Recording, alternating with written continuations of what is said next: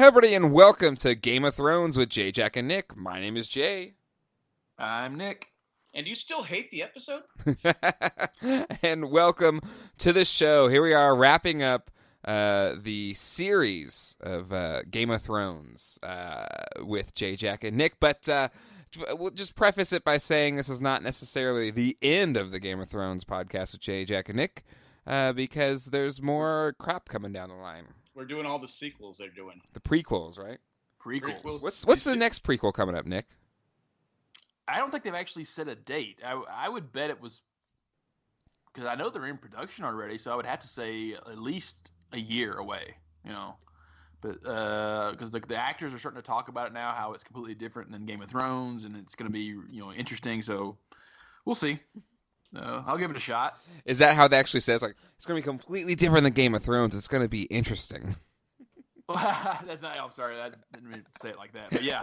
I just because it's from what little we know, they're calling it like a working title, but it's going to be the Long Night, which is how the White Walkers got created and the Night's King and why the Wall went up, and so it's going to be 1,000 years or so before Game of Thrones, and I think it's going to be more magical, than more like the medieval times of Game of Thrones.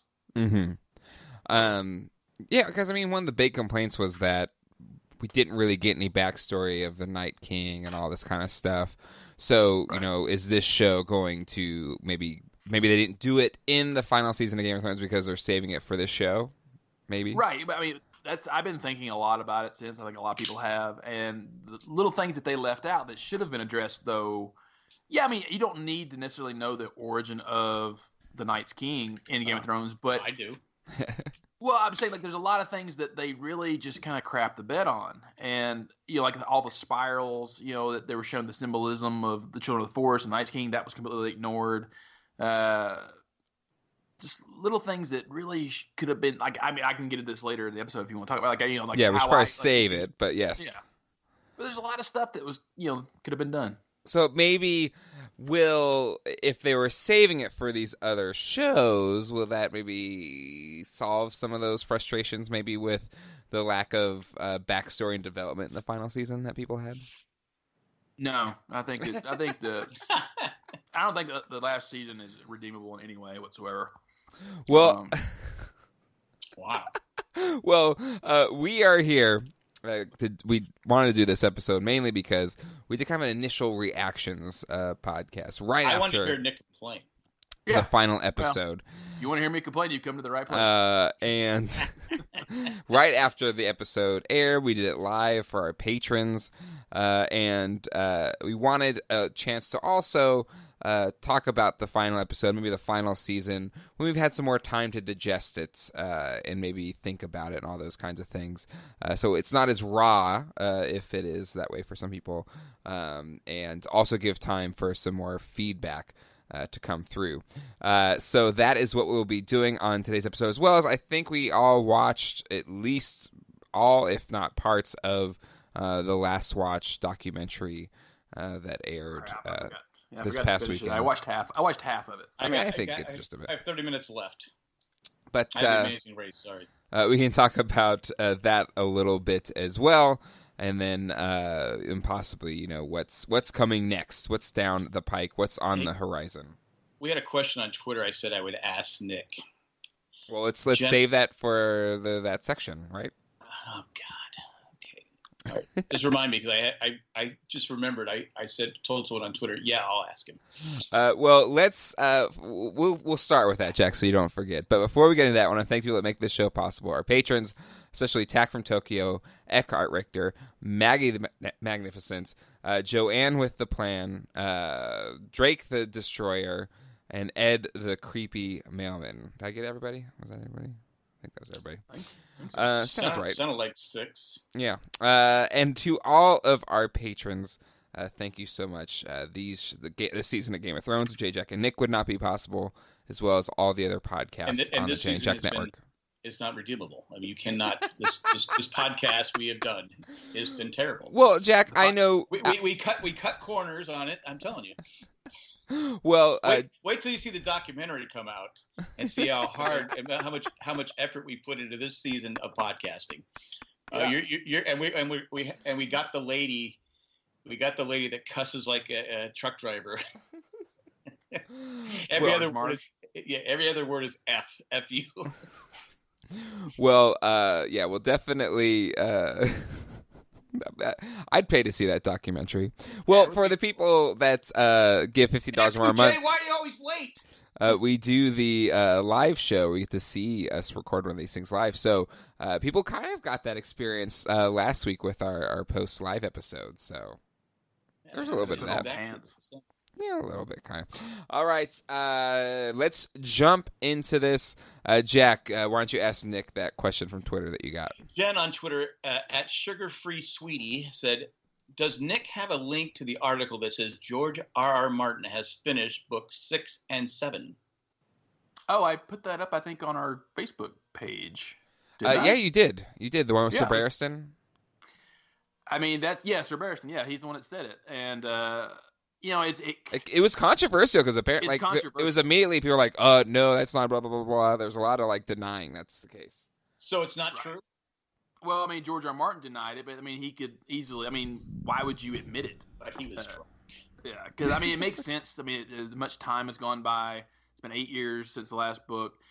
And I know that he was totally vocal about the disapproving of what D&D did with the show, and I think it's because you could see him through the seasons kind of start saying it like, oh well, the show's going to be different and do its own thing than the books, and blah blah. So I think he in his mind was already thinking like, oh, I'm in no rush now to publish and then even if I did, people will be comparing the two constantly at the same time, like, why didn't you do this? Why? I think what he did is he saw the ending and is now rewriting. Yeah, this is the last book. Or maybe not even rewriting. He has written himself into a corner, and he's having a tough time landing the plane, in D&D kind of proved out the frustrations maybe he's having with his own writing. I know Nick's a George R. apologist, but for me, he crapped on my boy Damon Lindelof and Carlton Cuse, so I got to stick it to him any chance I get. Our good friends. Yes. No response, Nick. Well, no. I mean, I'm not an apologist. You just keep saying sorry for him every episode. I cling to hope until the point where someone craps the bed, and then I crap all over them. So. I think once he takes off those Depends, I think he's crapped the bed.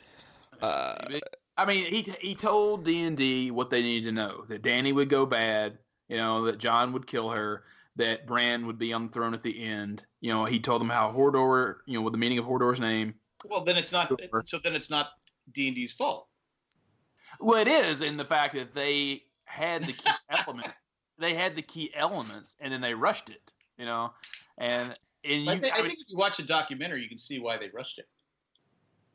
Well, I don't know how in that documentary, because that's the one thing I took away from it in the 1 hour I watched of it, was that they read the final script in the fall of 2017, and not one of them stood up and went, "This is shit." Well, didn't the actor play Varys he looked kind of pissed? I think they were all pissed. I shaved my head for this. Because he shaves his head. But they all looked like nobody was being a resounding, this is amazing. Because, even Emilia Clarke, she kind of had that look of, yup. When Kit Harington was getting emotional. I don't know. Like I said, I have I haven't fully fleshed it out yet, but if you wanted to do it in 6 episodes, you could do it. You just couldn't do it the way it's something if you wanted to do it in 6 episodes, you can't have Dany turn bad. You can still have her die, but you can't rush that, and that's what they did. There's so many ways they could have gone with it and just kept it, at least pleasing. And I really think the biggest mistake they did was killing the Night's King in episode 3, because it just made everything else anticlimactic from that point on. Well, I agree, and I think we said it at the time, we did, because we were like, man, but at that moment we were saying, well, there's still Cersei, so that's going to take time, but we didn't even do anything with Cersei, so that argument of why did we have Night's King first instead of and Cersei last? Well, then they didn't really do anything, so it didn't make any sense. They should have done the Cersei thing first if they were going to blow through that whole sequence so quickly, and then save the. I think we even said we go. How are they gonna? They got to regroup their troops. Yeah. I mean, there's no way they can just. But the Queen wanted to go straight on, but there's no way they had that many troops left. Yeah, I mean, if you're going to, deviate from where George R. R. Martin was going to conclude, then just have her take over King's Landing, and then she's already like, and maybe not necessarily have the Dragon Holocaust, but maybe that also helps with her going mad, at the night's, the long night or whatever. That could be like 2 episodes, and you could kind of also start seeing her descent, or then she gets killed or something. But I agree with you, Nick, completely. And I think in retrospect, if we would have closed with the Night's King's death, it would have been much more satisfying. So you're saying they take King's Landing, then they fight. Well, this is okay. Yeah, exactly. Well, the finish. Yeah, because the very first thing you see in the episode 1 is the threat of the White Walkers. Mm-hmm. So that's been the threat the whole time. Cersei was never the threat, and to have it in that way, and then for her to die by bricks was even sillier. But no, okay. So if you were confined to doing it in 6 episodes, and that's it, that's all you can do it in, I say leave episode 1 and episode 2 exactly the way it is. It's fine. I mean, they weren't great, but they weren't bad either. And then episode 3, because you're building on this threat of the White Walkers and the Night's King coming down, have him actually win the battle. They put up a good fight, but the Night's King wins, and everyone retreats back to King's Landing. And then you see them outside the gate. Cersei refuses to open them. She's like, no, why should I let you guys in? You're a threat to me, all this. You have Varys, because you've also been building this Golden Company as these badass fighters this whole time. Then you could do like I had been saying, have Varys just be like, no, Cersei, and then him snap his fingers or do something, and then all of a sudden the Golden Company flips, and then they open the gates, everyone goes into King's Landing. Jaime somehow, whatever, gets to Cersei first, and then she could say, I was never pregnant, it was all just a ruse, and then I don't know, I haven't really thought it all out. But he kills her so that way she's not tortured or whatever or something. Right, he kills her as a mercy or whatever. Mercy killing. Right, and this whole time, remember in episode 3 when Bran, rolls his eyes back and does jack shit. So let's just say this whole time he's been doing it. Even after they lost the battle, he's been just in a coma this entire time. So what happens is that all of a sudden he opens his eyes again, and what he's been doing is kind of like Doctor Strange. He's been going through the past, trying to find how the Night's King was created, and he's already seen it, but we're trying to find his weakness. And so what he finds out is that in order to kill him, you have to destroy the original tree that's on the Isle of Faces, which is just south of Harrenhal. It's this little island in the middle of the God's Eye, this big lake. And so he tells Jon and he tells Dany this, you have to destroy this tree along with the Night's King. And then but the bad thing is all magic will leave Westeros if this tree is destroyed, because it's the original weirwood tree, So at this point, when you get towards the end of the episodes, the last episode, the army of the dead is upon King's Landing. But Dany and Jon both fly off, and let's just say both of their dragons, to the God's Eye to destroy the tree. The Night King is there. He fights them, and let's say he throws his spear, and it goes through Drogon, kills it, and mortally wounds Dany at the same time. But then Jon Dracarys the tree. It destroys the Night's King and the tree, but because it destroys the tree, it also kills Jon at the same time. There's so many things you could have done and had it be exciting at the end. Mm-hmm. That's just my first thoughts, over this past week. Well, I think it's cool. I think it's a cool option to go with. But I think it kind of makes the point. You look at Avengers Endgame or really anything. You end with the biggest battle. And they didn't. And right. That's the thing. Now the gold, in my theory, if the Gold Company is working with them, you could actually highlight them because the Dothraki and the Unsullied are pretty much wiped out. So just keep true to that. And so now you have the Golden Company with you could even have elephants. It could have been a cool thing, but they didn't. I thought a cool one would be if Danny, when they start the attack, she gets hit by one of those spears. The dragon does and throws her off, and she dies.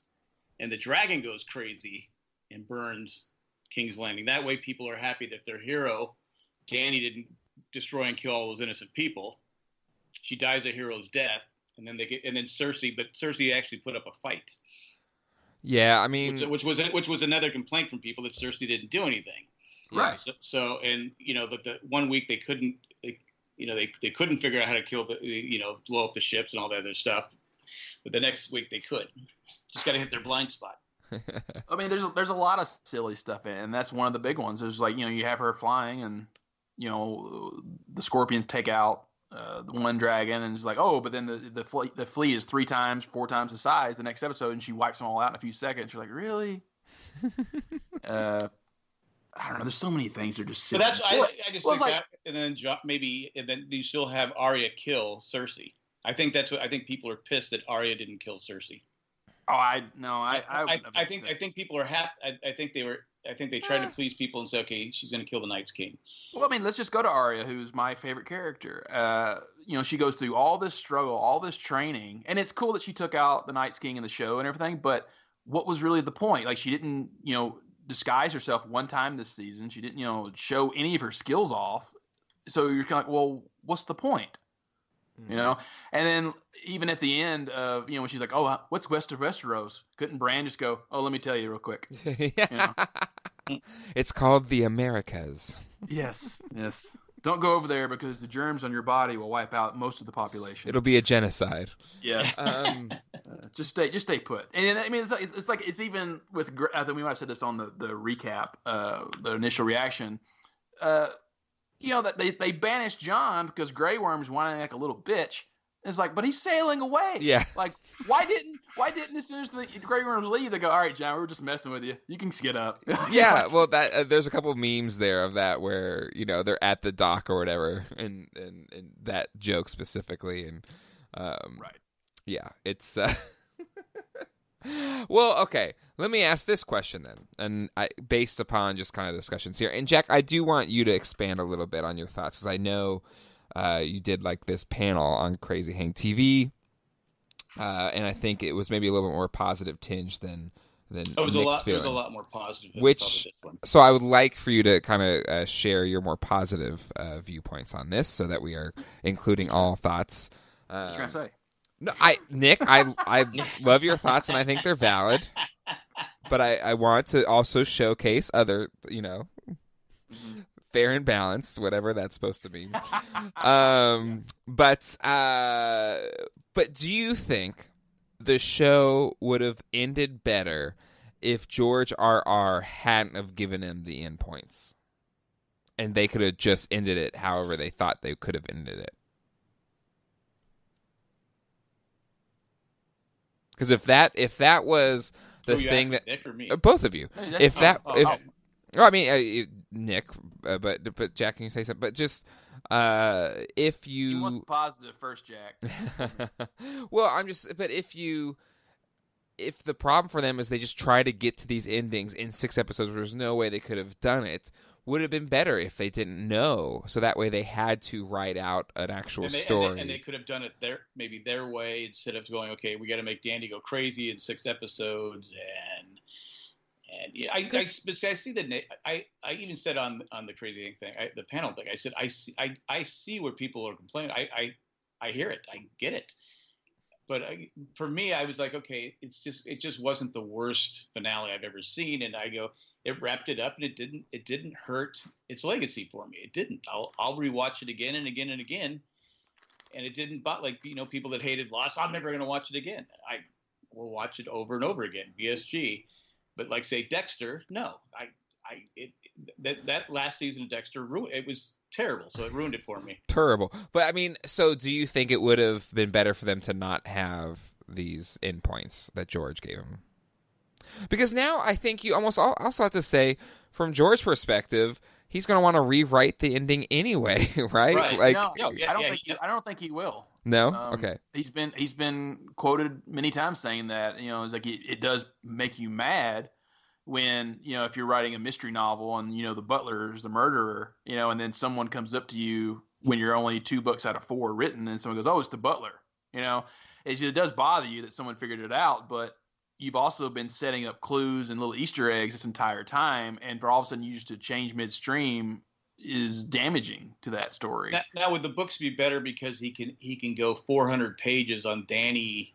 Of course, Danny's descent into evil. Right, and that's the thing is that's what books can do, and the fact that he is such a long-winded writer is that you'll see this transformation to Danny being bad more subtly, and you're like, oh, okay, and you accept it. Or it's the same as like, I'm actually a little upset myself that I didn't call Bran being the king at the end, because Bran was the first character he ever wrote, which I have said on the podcast before. It was his very first thought about Game of Thrones was from a child's point of view, which was Bran of Ned beheading that deserter from the Night's Watch. That's the very first thing he ever wrote. And I was like, oh, it makes sense when that's the first character he created would end up being the king. Mm-hmm. But well, okay. Like I said, I think the ending, the result will be the same. It's just not how we get there. Well, and I think in a book you can absolutely do it, because to me, I'm not upset that Danny turned, she had a heel turn, because I think, I mean, you can just look at history and see how many times, like, revolutionary leaders, the power corrupted and they became, despots or whatever. Like, it's been proven through human nature. So I think, well, also that was the only way she was going to get the throne, was out of fear. It was the only way. Well, yeah, but I mean, at that point, it was burning the entire thing was kind of crazy. Unless she kills Jon Snow. That was the other thing that really kind of surprised me or irked me a little bit, was that how did they know Jon killed her? Yeah, no one else. What's Jon Snow? He probably said, "I killed her." Yeah, he could have been like, Jon's an honest guy. All I know is that she was sitting on the throne. Drogon came in, was all like, he had like a hairball or something, and like just spit up the fire, and she melted. Yeah, the body's gone. Littlefinger. Huh? Yeah, the body's gone. He could have played that.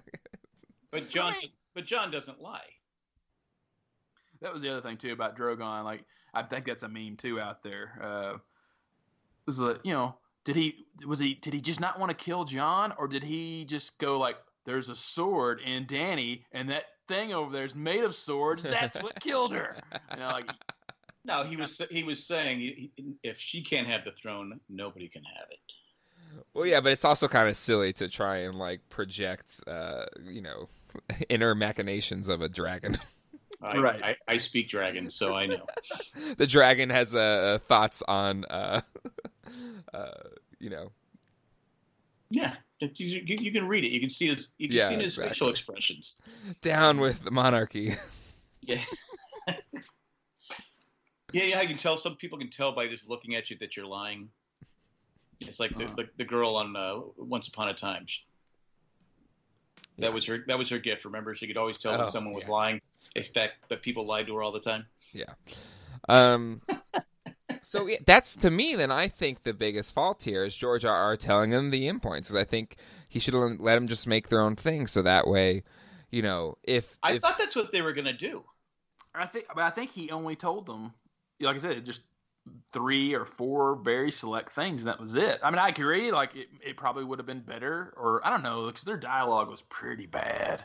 Like they couldn't. I don't know who was writing it, but I mean, like there's another meme that I saw, I think yesterday, where when Jon says, love is the death of duty, and Tyrion goes, "That's a good line. Did you just make that up?" And it says, "No, it's from season 1." Yeah, I saw that one. Yeah, it's perfect. Because all the good lines were kind of rehashed lines from other seasons. Yeah, it's true. This season, so I was like, Well, anyway, it's one of those things where, still, especially what I appreciated from the documentary is just the scope and what goes into it, and the fact that they're able to like bring this to the screen, is incredible. But yeah, I would never knock the production of the show. I mean, it really did turn it into a beautiful spectacle, the whole thing. This season though was a bit weird, especially with the King's Landing scenes where you've seen so many wide shots of the city being lush and green to all of a sudden like it's like a desert outside the main gate, and you're like, where the hell are you right now? Well, winter. It's winter, right? There's a drought. Oh, it's a drought. Okay. Yeah. Anyway, The drought is coming. That was going to be season 9, but they didn't have time for it. If you look closely, Deadwood is right next to it. Just, little puddles of water. That's about it. It's not water. Oh man. All right. So, any other final thoughts here before we get to listener feedback? Well, we're going to talk about the documentary, or we did kind of. Anything else we want to talk about from the documentary? Well, for me, what I got from the documentary so far was the reason they wrapped it up the way they did, and not had 10, 12. I think they were done. You could tell that it's such a huge production. It's like they said, every episode's like a major movie in what they're doing, and they show the makeup artists and special, the makeup artists working 18-hour days and not seeing her child. It's she had to walk away from the camera because she was so upset. I think it just became. I think someone even said it on there. It just became too much. That it just became. It's just such an amazing project to do that it just burned. I think they burnt out. Yeah, I could definitely see like a burnout. I just said, and they said, okay, how we joke around how HBO said you could have more episodes, and they said no, we don't. I think they were serious. No, we're done. We want to move on to other things. Well, then give it to somebody else. Give the ball to somebody else. Well, I'm just saying that's what I got from the documentary. That a lot of them were just burnt out. That they just said it was just too much. No, clearly. You look at Kit Harington. Went into rehab and hopefully a speedy recovery and happy that. But and I don't know if that was related to the production or anything. It could have been stress of just So but I think there's also a component of if you're going to do it and you're committing to doing it good, then you should. Oh, I agree. I just noticed a lot of people saying, this has been. This is just this. We have to do this and fly here and fly there, and it's just building those sets. And the guy I liked the most was the snowman guy, the guy that was making the snow. He was my favorite person on the show. Mm-hmm. On the production. I don't know. He just was very honest. It turns out he was his parents. He didn't know his parents, so he was in. I don't know. They don't call it foster care or whatever he was in. And he said they gave him like 300 quid or whatever it's called, and a passport, and said, okay, you're good when he was 16, and so he was on his own. So he says, I do everything for my kids. I do everything. So I really like that guy because he was keeping the cost down, but it was a lot of work watching him do the snow and pick up the snow, and then it really snowed and all that different stuff. But if you haven't seen the documentary, it is pretty fascinating. Oh yeah. There's one theory out there, I don't know if you guys have read it or not, about that Drogon flew away with Dany because he was going to take her to another Red Priestess and get her to be resurrected. Because if you look the way she's laying on the snow, it's the same way that Jon was laying on the snow when he got stabbed. Interesting. Now, are all the Red Priests and Priestesses' powers gone since, what's her name walked away? Well, she was just one of them. She's just like anyone else. I know, but I don't know if maybe there's like a pact between all of them once the threat of the Long Night is over. I think it's in season 6. You do see one in Volantis. Yes. Yep. And you only saw her like 1 or 2 episodes, and that was it. And you're like, okay, what was the point of her? And she was a fan of Daenerys. She believed in her cause, whereas in Melisandre believed in Jon and Stannis the Manus. But I don't know. We'll never know, but it's just an interesting way to think about it. Well, a lot of these actors have said they don't want to do any. I think Sophia Turner, Sansa? Yeah. She said no, I don't want to play Sansa anymore. Yeah, the HBO has already said there will be no sequel series. Everything will just be prequels. That's what they say. I tell you one, Jack, you might not notice this. It's just an interesting little thing. The symbolism with Sansa, since you're a Team Sansa person. Don't be bitter. Is her hair. Bend the knee. If you look at her hair throughout the seasons, like season 1, she copies her mother's style of hairdo. Season 2 and 3, she copies Cersei. 4 and 5, I think she copies what's her name? Tyrell. Marjorie. When she's she's just a poser. Well, she's showing who's influencing her. You know, like who is the one who she's envying or who she's admiring at the time. But when she's crowned Queen of the North, her hair is completely straight, and so it's trying to say that she's finally herself. You know, she's very much Elizabeth I in that scene, because that's the same thing Elizabeth I did when she was crowned. It was very straight to show that she was pure. See, I thought she was because also had straight hair. Littlefinger. Dun dun dun. Well, she could have went bald, and like varies. And, Jack would have approved that because he would have been like, "Wow, like she's really, I like her even more now." Yeah, there you go. No, I think that's a cool observation. Nicely done, Nick. See, you still do stuff that's valuable to this podcast. Well, I mean, it's not all hate. It's not all hate. I mean, I mean, there's things I really think are cool about everything. Did this final season ruin the series for you? It didn't ruin the series for me. Are you one of those people that say, I'm not watching this ever again? Oh, no, I'll definitely watch it again. It's just going to be... So now, I think now... Because I had said that I don't care about, see episode 4 or... Which I didn't really like. I mean, episode 5, I didn't really like that a lot when Danny went crazy all of a sudden. But as long as they ended it well, I would have been happy. And it's just kind of a meh to me. It's not bad, but it's not great. But I think it'll be hard for me as someone who's never seen it or read the books. I think I'll just fall back on what I've always said. Watch season 1, then read the books. Because that way it gets the image in your brain of who the characters are and the locations and what everything looks like. And then if you want to continue watching it, but just know that the last couple of seasons aren't that good. Because I know, like with going to another show, MASH is one of my favorite shows of all time. And when the finale came out, I didn't like it I wasn't really thrilled with it because Hawkeye loses it. But then when I do rewatches, I go, there's little, because you always think Hawkeye was a rock. Hawkeye, no matter how bad things got, he was a rock. But there were times that you could see that he was slipping a little bit every now and then, and it was getting to him. So when you do a rewatch, you go, oh, okay, yeah. But now, different with Game of Thrones, I've seen the first 5 or 6 seasons, probably 10 times each. It's funny how time, you can either your brain will accept what happens and you end up liking it, or you'll just end up hating it more. Because,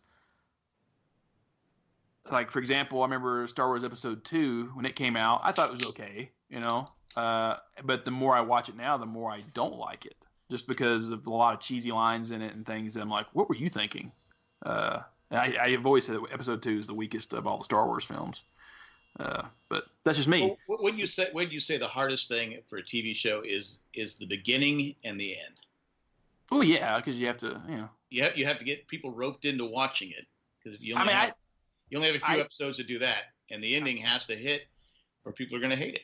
Right. I think the third act is always the hardest thing to hit, or the ending, because you look at I've always been a big fan of the first act, because I like it as you're introducing the characters, you're introducing the mystery, you're introducing so many things that your brain can kind of speculate on, and then I think that's the problem with a lot of things today, is that with the internet and so many fans loving things, that you have your own expectations, and if it doesn't quite line up with what your own expectations are, then you hate it. That's not how I feel, though, because I didn't have any particular ending I wanted. I just wanted it to be good. Now, I did say this on the panel I did. I said, do you think if there was no internet and people couldn't go immediately, it couldn't go on Twitter right away and go, oh, wow, everybody hates it, I must hate it too. I'm not saying that everyone did, but I'm sure there's a lot of people out there that got swayed by public opinion. Mm-hmm. Well, like I said, I said in our initial reaction, the last episode of Game of Thrones, I liked it all the way into the point where Jon killed Dany. I thought it was really solid. Yeah.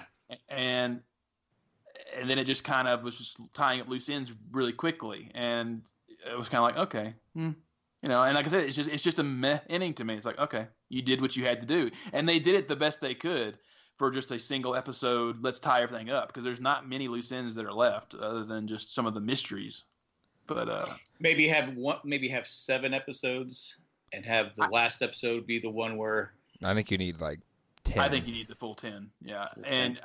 You needed the full 10, and you really needed to, because you need the 10 just to make some, at least show Dani losing it a lot better than what she did.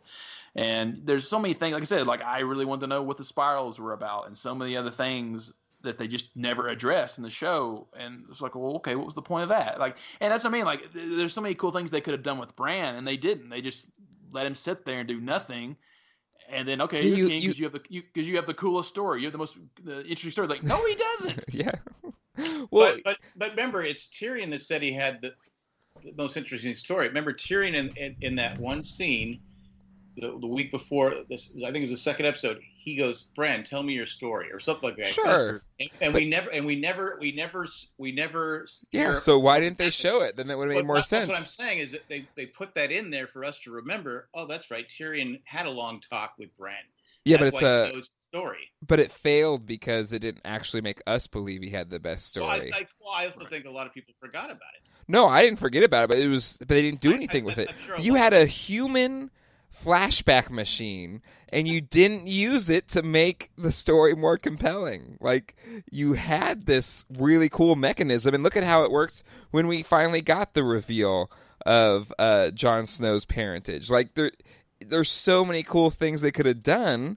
And yes, they had that little it was kind of a throwaway scene because they didn't really expand upon it. That was your chance to show why he had the best story and deserved to be on the throne.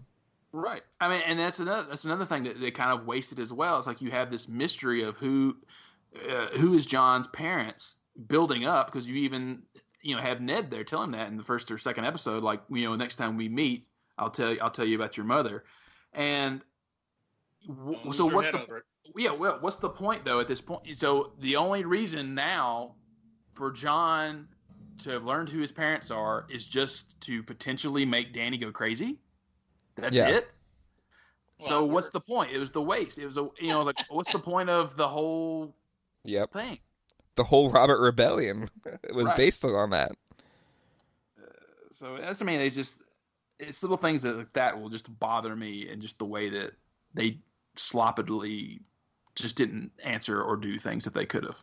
Mm-hmm. And I'm sorry for everyone out there who, but you should be used to me bitching by now. I think most people probably agree with you. Yeah. Well, there was one other point. Go ahead. No, please finish your thoughts. I can't think of what it is. Like I told him, there's another one that I had on my tip of my tongue. But go ahead. It's fine. All right. Well, that is what we thought. Let's hear what you all thought with some listener feedback.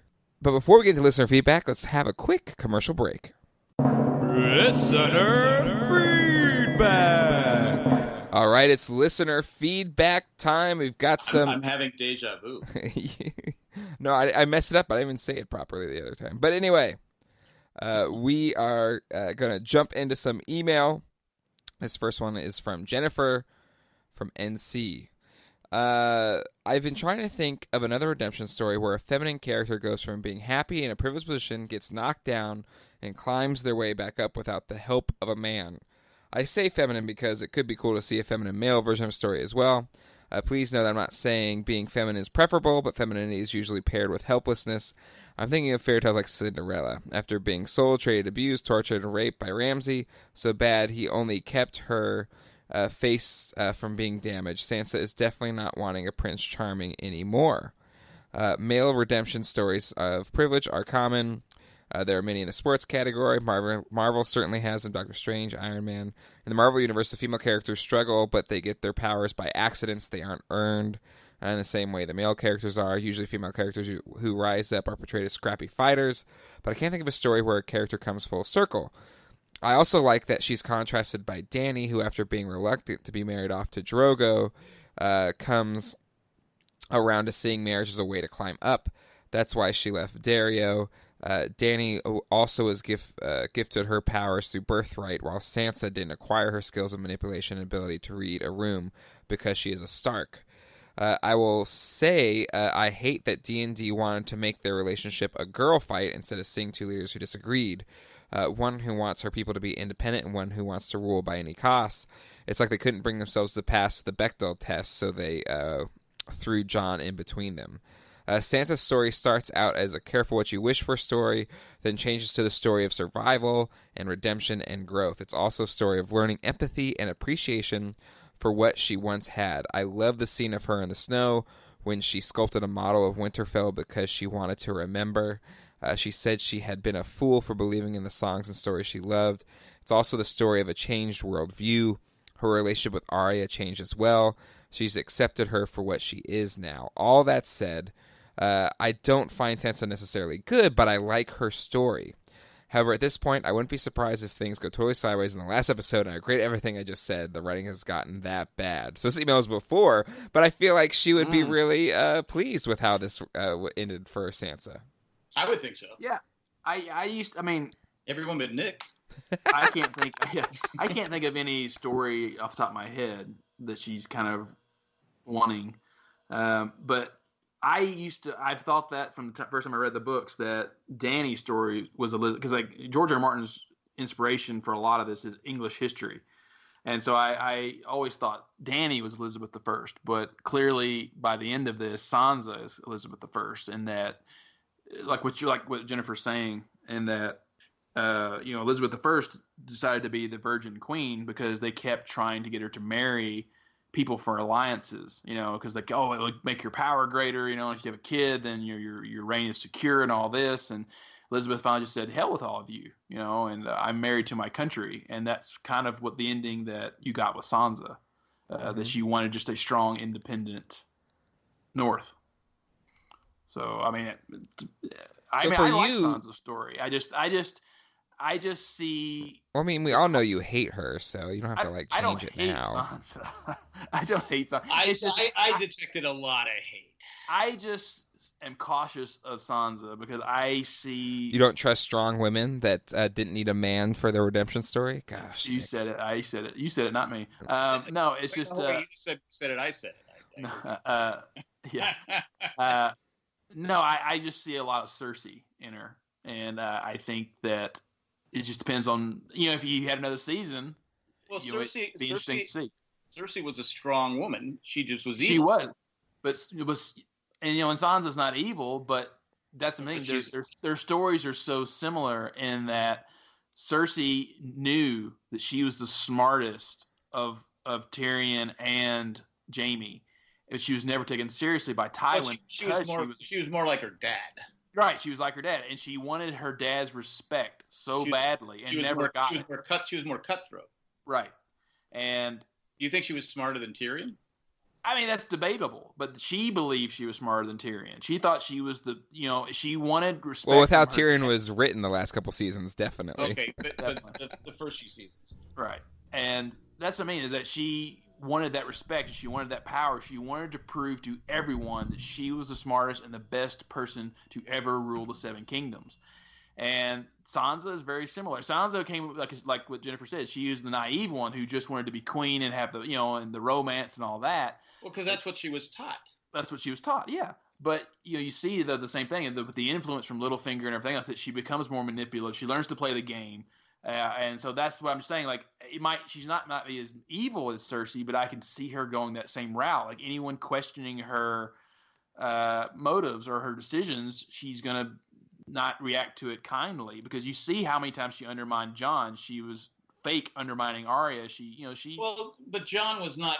But Jon was just in a cloud. I know he was not a critical thinker. I know. No, I mean she to be fair to Sansa, she's trying to be loyal to Jon. And Jon's trying to be loyal to Dany, right. But Sansa's like going, wake up, dude, wake up. She's not the one. And he just wouldn't. He just was. He's Ned, just loyal to a fault until he dies. But right? He didn't die. Surprisingly enough. I know, but he should have. He did. Oh man! All right, let's go. Great email though. Thank you, Jennifer from NC. This next one, even though Nick disagreed with it, I didn't disagree with it. Well, he might like this title. Sansa is totally Littlefinger 2.0. See, that's written by Nick. It's Kyle. It's from Kyle. Cranston. So Kyle Cranston. Okay, there's not a name that's not made up, Nick. Good job. Hi guys. Insulted one of our listeners. Yeah, come on, man. It's messed up. Do I know this person exists? I don't know. I don't think so. Facebook them. First of all, I want to say how much I've enjoyed your Game of Thrones podcast. Nick, I entirely agree with you about Sansa. Okay, come on. I like him.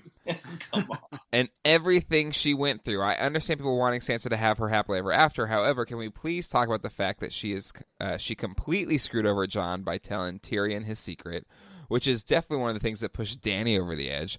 She always wanted to be the Queen of the North, and she played the Game of Thrones by acting as Littlefinger 2.0 to get that. Plus, she claimed that the Northern people would never kneel again, yet they kneeled to her. Guys, what are your thoughts on this? Also, I disagree with the consensus that Jon got a happy ending by going off with Tormund and the other wildlings. While I agree they are his peeps, I think his having to kill Dany will haunt him for the rest of his days. I sadly don't think Jon will ever truly be happy, which makes me sad because he's a good and decent human being, and it totally sucks that he got stuck at the wall while Tyrion got to go free and essentially lead the other 6 kingdoms. I know he claimed he didn't want to be the Hand at the tribunal, but come on, he loved being the Hand, at least until things started going downhill with Dany. I'm not trying to diss Tyrion here. He's awesome. I'm so glad he made it out of the series alive, but it's definitely not fair that Jon got punished and he didn't. Thoughts? On that part, I agree with Nick's email. Well, let's do the first thing here. The Sansa thoughts. I kind of already know where we're going to side on this. Well, I'm trying to remember what the show is called,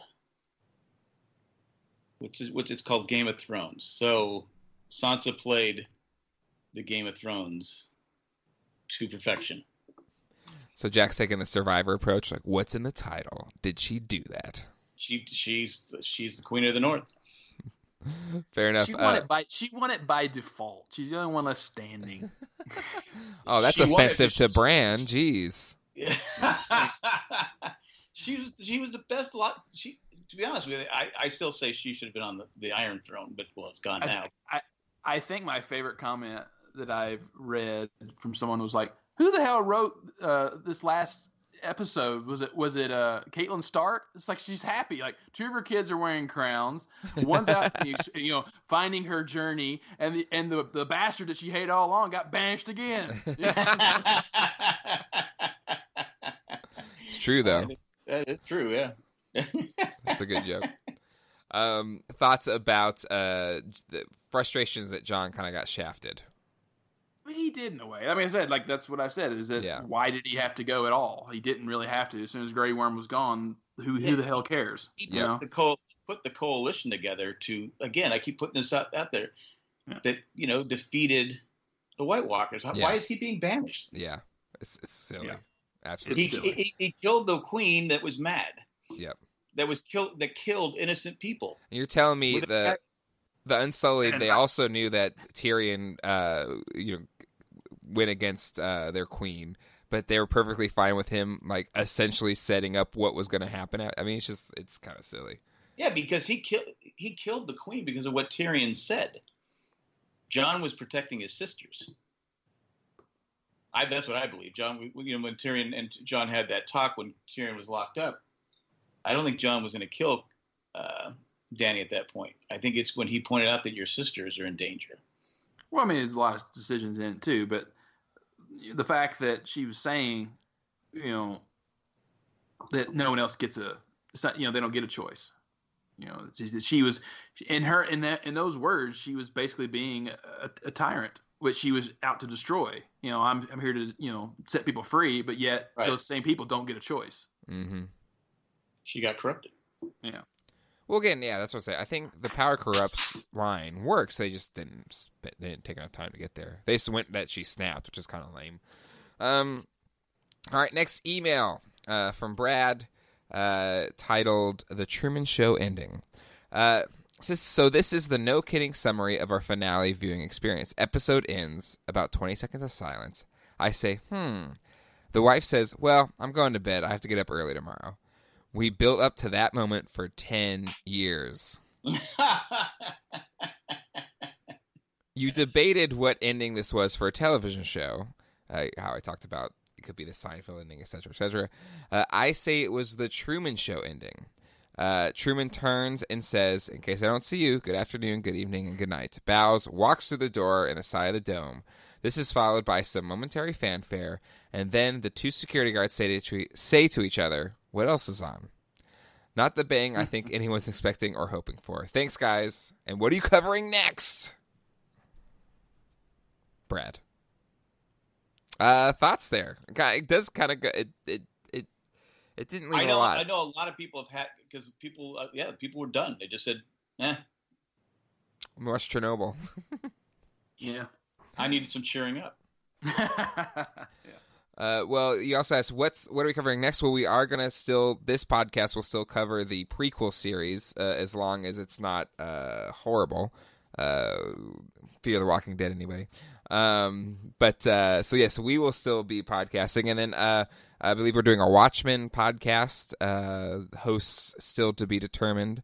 But I think currently it's tentatively Jack, myself, and Matt from the Ramblecast and Owen and Brews Barbecue. We haven't confirmed with Mike, but Stranger Things is coming back this summer, and I assume we'll be podcasting on that. I got my new Coke ordered, so I'll be ready for I need to do that too. July 4th premiere. The new Coke is the new Coke taste that no one liked. Yeah, so they're bringing it back just for Game of Thrones. Strange Things. Yeah. All right, so okay. Yeah, you can go to the Coke website or whatever, and they're re-releasing new Coke. I didn't like new Coke. Nobody did. That was the joke. I know. It was a gimmick. Yeah. But I don't recall what it tastes like, so I'm excited to have a few cans of that, just to relive the experience. Because apparently in taste tests, they liked new Coke better. Until people found out it was new. Well, so they brought back Coca-Cola Classic, but did you know that Coke, or New Coke, was then kind of renamed Coke 2 and was still around up until like 1999? Really? Well, yeah. I didn't know that. I thought it was pretty much gone by like the late 80s. No, it still hung around. Not wide distribution or anything, but it was still around. They had all those cans in warehouse. They had to get rid of. It took that long to sell. But if you drink Diet Coke, the kind of flavor profile is similar to that of Coke or New Coke, because that is what it was kind of bred from. Little known fact. So if you have drinking Diet Coke or you like Diet Coke, you might like New Coke. There'll just be real sugar in it. But I have sugar, yeah. Yeah. Which you can't have, Nick, I guess. Can you have a soda or it'll kill you? No, I will get the bottled Mexico Cokes every now and then for like a treat. I'll have like one or two a month, just kind of like, oh yeah, why not? I mean, I just have to compensate insulin for it. You just have like multiple shots, just like, all right, let's have this Coke. This Mexican Coke is tasty. Well, it's like 42 or 46 grams of sugar in a Coke, and so basically I have to give myself 5 units of insulin, which is like half a meal. So it's a lot. It's a lot of sugar. That's a lot of dedication for a Coke. Yeah, exactly. You know, a lot of work. That's a lot of work. You have to give up a lot though. Like I gave up all juices pretty much because of sugar, and then all sweet tea, but mostly anything you can't judge what the sugar content is, you pretty much have to give up.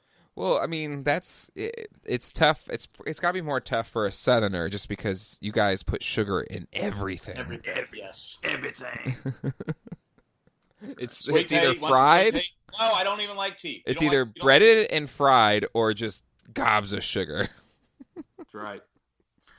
That's what I can't imagine if I couldn't eat pork, because you couldn't live in the South at all because it's in everything. Yeah. You know? Like, you want green beans? Well, there's pork in those. And green beans? Yeah. Wait, there's pork in green beans? A lot of people, when they make them, put ham hock Southern style. Oh, okay. All right, last email here, titled Jon Snow's Ending, from Liliana. Hi, guys. Just 2 comments here. 1, in general, I really enjoyed the complete Season 8. I loved Episode 3, The Long Night, and was very happy with the series finale. I'm actually very annoyed by all the negativity that many fans have showed. I don't know if she's made it this far into our episode. surrounding the end of this show. Some constructive criticism is always interesting. I guess this just shows that people felt very strongly about Game of Thrones, which you cannot say from just any show. Second comment. I was wondering if the end of Jon Snow really meant that he rejoined the Night's Watch just to die. As Melisandre said, she had brought him back for a purpose, and that purpose is now fulfilled, i.e. to kill Dany. It is hard to think that the Lord of Lights would have yet an important purpose for him to accomplish north of the Wall, now that there's no conflict in sight. Anyway, I love the Jane Jack podcast. Liliana. And the other guy. Yeah, I started to say that with the other email about Jon Snow's. I agree. Like, I felt that he was brought back for the purpose, and after Dany died, something should have happened to him as well. Yeah. Now, I don't know if it's, maybe because his body is still intact, because you can't judge with Beric Dondarrion, because he was stabbed multiple times, and that's why he died again. Yep. So, if something unfortunate accident happens to Jon, I'm sure he'll die. But I mean, I guess everyone dies eventually. Mm. So it'll get him eventually. Yeah. Oh, man. Well, thank you, everybody, for your feedback. Thank you for everybody listening to this podcast. I know the history of the Game of Thrones podcast on the Jane Jack Network was not always a great one. It started out with just Jack and I and quickly burned out pretty quick. Yeah, that was a mistake because we recorded 5 podcasts that day, and we always did Game of Thrones last. Yeah, and I think and by then it's like after 7 hours of podcast, I go, what's this guy's name? I think the shows ended up being like maybe 15 minutes or something like that. It was so bad. Just like I can't do it anymore. So I don't know, what season did we bring you on, Nick? Do you remember? I think it was season 5 because I think this is our 4th season. I think we talked about it at Comic-Con, right? We did. That year was that 2000. I don't know. Oh, for me to join the show, yes. Because I had told, I think, Jack or J1 after you guys had quit doing Game of Thrones podcast. I was like, if you guys need help, I'll help you. And then nothing ever came about it till finally, around. I guess it had to be for the start of the season 5. I think you're right. You guys were like, "Oh, Nick, do you want to do it?" And I was like, "Yeah, absolutely." And I wish we could have done it sooner, but oh well. Well, there was just a lot of wounds. They needed to heal. Yeah. I think we had some of our worst reviews on that podcast. And it's funny, because usually you kind of go, that's just a dumb review. But I think I went to Jay, I go, they're right. Well, and I'll just say that thank you, Nick, for joining us on this podcast, because I think I wouldn't have done it. There is a marked difference, 100% increase in quality in the show once you join the podcast. And pick up slack for Jay. Absolutely, I will absolutely back that up. But either way, it has been fun, and here's to whatever comes next in the Game of Thrones universe. Jay, Jack, and Nick will continue to talk about it, and so do not unsubscribe. Keep subscribed to this podcast. And there's a lot of other podcasts on the Jane Jack Network. If this is the only one you have listened to, definitely check out some of the other stuff. We just finished up Survivor with Jay, Jack, and Colleen. I don't know how much left is of Amazing Race, but Jack and Cindy do that show. The Jane Jack Show, which is a show in which Jack and I just Jay and Jack, and we also interview some friends every single week. That is coming back next week with Ryan and Jen from the Transmission. Can't wait to talk to them. Will be joining us. So that will be kind of taking place of where Game of Thrones was on Mondays. Jay and Jack Show will come back on Monday, so definitely subscribe to that. And Ramblecast After Dark, RCAD, is a show with a bunch of dudes, namely Jack, Nick, Boston, and Matt. Every single week, talk about no fan favorite yesterday though. And the broadcast, which has Colleen, Amanda, and Shandy, is another fun show that's generally Ramblecast After Dark, and broadcast is always kind of going on. It's very rare that those aren't happening. The rest are generally around the TV show. Those two, we're like a machine. And Stranger Things is premiering on July 4th. So Stranger Things with Jay, Jack, and Mike will be coming back this summer. And then watch Westworld. I don't know when that's the new trailer though. Looked really cool. Oh, I want to say it's spring 2020. That's what I thought. So be on the lookout for that. And then Watchmen premieres this fall.